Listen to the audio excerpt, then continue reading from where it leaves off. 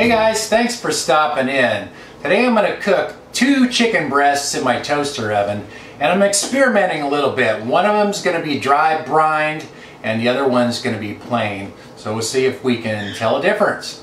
So let's get toasting. I have 2 bone-in, skin-on chicken breasts here.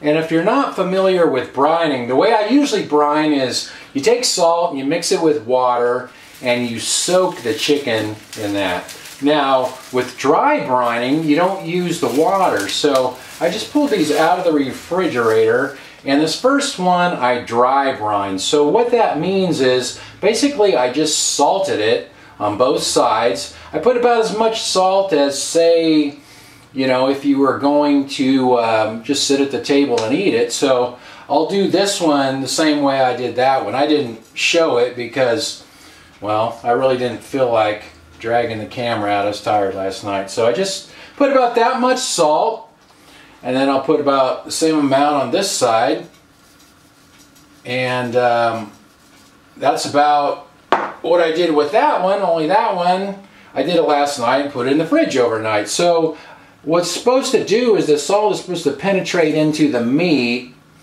and make it juicier. So we'll see if that helps. Now, there's another way I've seen people do it where they put a whole bunch of salt and then they rinse the excess off. But I'm trying it where you just salt it like this and then you don't rinse it. I've done it this way with steaks a few times, and they turned out pretty good. They were pretty juicy. So now I'm just putting a little bit of Johnny's seasoned pepper on top.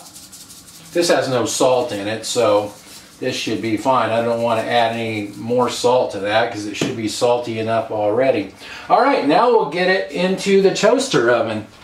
I'm not too familiar with this new oven yet, so I wasn't quite sure what to set it at, but I decided to set it at 400 degrees Fahrenheit, and we'll try that, and I'll just kind of keep an eye on the chicken.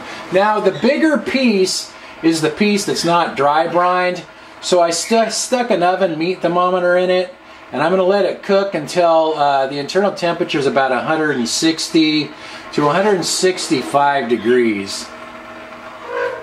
Okay, it's been 55 minutes. I'm timing this on my phone, so I know. Now, the internal temperature is 160 degrees. I'm going to get that out of there. It should reach about 165, but the temperature usually keeps climbing for a little while once you pull it out. The chicken's been sitting here for a few minutes and the internal temperature climbed up to 165. I told you that would probably happen. Now, let's see if we can tell any difference between the 2 pieces. Now, that is the thicker piece, so the smaller piece is probably overcooked. That's why I dry brined the smaller one, because I figured if it's overcooked, it would probably be more likely to be dried out. So, well, it looks pretty juicy. I mean, it looks real juicy, actually. Okay, let's cut into this one here and see if we can tell a difference in the way it looks. Well, I think that actually looks juicier than that one does. Now, let's try the taste test and see how they compare that way. Alright, first one is the plain one.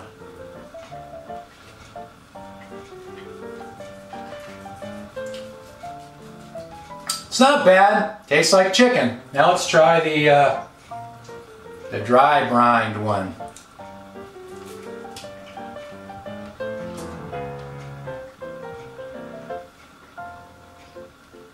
Actually, you know what? There's a pretty big difference.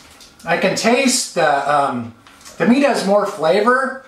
It is a little moister, and you can just taste the salt. It kind of penetrated into the meat more, so it has a little more flavor. So I can definitely tell a difference. So really doesn't take any more effort to do that. You just have to plan ahead and, you know, salt it the night before or the morning before, or, you know, whatever. But I can tell a pretty big difference. I think that's worth doing. So if you guys try it, let me know what you think.